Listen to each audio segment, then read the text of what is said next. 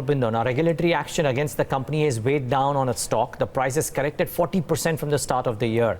How widespread are the concerns surrounding this Hyderabad-based pharma company, and how much of the business is at risk? Darshan is here to tell us. Darshan, we're just talking about how the last few days has seen the pharma stocks come out of hibernation. Doesn't seem to be working that way for Aurobindo. Yeah, because it has certain issues in terms of regulations. Now, everyone knows that, this FDA issues are there, but what does it mean? And what we want to discuss right now is whether these issues will derail the growth process that is there. So firstly, it's massively underperformed the pharma index. Glenmark as well as Aurobindo Pharma are the two stocks which have actually fallen the most this time around. Glenmark is down by almost 40%, and Aurobindo is down by another, 50. Glenmark is almost down 50%. Even if you see Aurobindo's performance itself, be it a 1 month, 3 month, 12 month, any basis, Aurobindo's managed to give negative returns when at earlier time it was one of the best performing stocks earlier.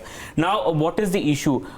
There are big regulatory overhangs that are there on Aurobindo Pharma. 8 of their plants are under regulatory issues. So in the last 1 year, the US FDA has inspected 8 of their plants, out of which 7 have actually come out with what has happened. The Unit 4, which was there, which had almost 13 or 14 observations, the verdict is awaited. The inspection happened in November, and that's a big plant for them. So most of them, if you're looking at it, some of them have 483s, one of them has a warning letter, couple of them have an OAI status, which means, so what this means is that at this point of time, business can go about as usual, but the future pipeline definitely gets impacted for Aurobindo Pharma, because approvals will not come in, and if approvals don't come in, where will growth come out for? Now, we have one slide which shows which are the plants in which there are approvals and which there are tentative approvals. Now, the companies in which so the maximum are from Unit 7. Unit 4 is the injectable plant, which is under which the decision awaited. Now, it has 47 approvals that are under review. Now, if you take a look at the final approval, that's fine. They have those drugs and they can sell it despite a warning letter.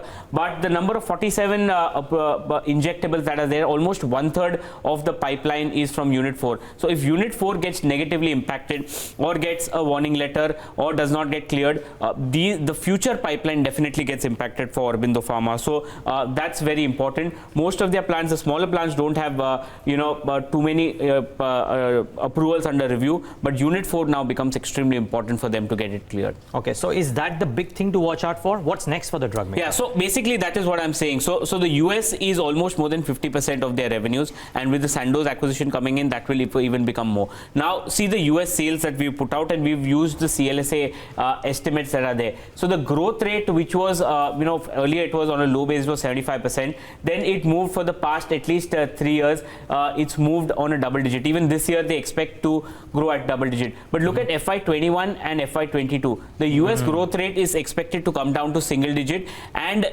this is on the basis of the existing products, because they can sell. Now, if the future approvals don't come in because of the Unit 4 getting under trouble or the other plants under trouble, the growth rate drops to almost anywhere between 3 to 5%. And if there is an import alert, that even goes further, because the existing business will also get impacted. So that's the first one. If you take a look at the product mix for Aurobindo Pharma, almost 50% comes in from US. So US is the biggest market for them, and the US FDA therefore becomes important. So they don't have the diversification risk. 25% comes in from EU, which obviously is not a big money making market for most of the pharma companies. The second point is the Sandoz acquisition. Now, they acquired Sandoz in September last year for $900 million, and they bought in from the US portfolio, but that has still not gotten approval. So the management in the conference call said that in December to Jan they expect approval to come in. So this is the saving grace. So if the Sandoz acquisition comes in, the US business again will increase, because from 50% that will go in much higher because the Sandoz business comes in. So the approval for this is extremely important for them. A lot of analysts have spoken about, and a lot of analysts spoke about how it again could be reread if the Sandoz approval gets in place. Now, however, valuations is one of the cheapest stock in the pharma index.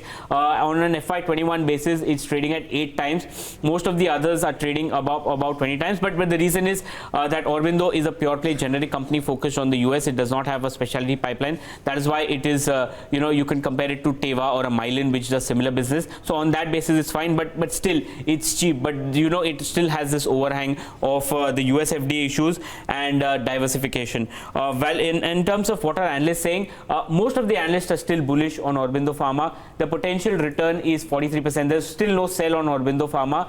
29 have a buy, 7 have a hold. Most of them are continue to be bullish, and the potential upside is 43%. But all this now depends on what happens with Unit 4. If Unit 4 gets an import alert or gets into trouble even more, then probably estimates will definitely come down for most of the analysts. Just very quickly, one small follow-up. If Sandoz happens, it's a separate story, but otherwise, they are not as diversified as some of the others, no, right? They are 50% not. from US, and that business is slowing down. Yeah, that is slowing down. The Sandoz approval, which they were betting on, that will grow the US business, that has not come in. And with the plant issues, the incremental business will not come in. The normal business will go on. But remember, the base is very high now. So if they don't get that Sandoz business, if they don't get the future approvals, then the business growth will slow down, and no one will value a company as much when the business is actually showing negative growth. So from a 15-16%, CLS expects 3 to 5%. And remember, if there's an import alert on Unit 4 or a big warning letter, then these estimates will also get cut.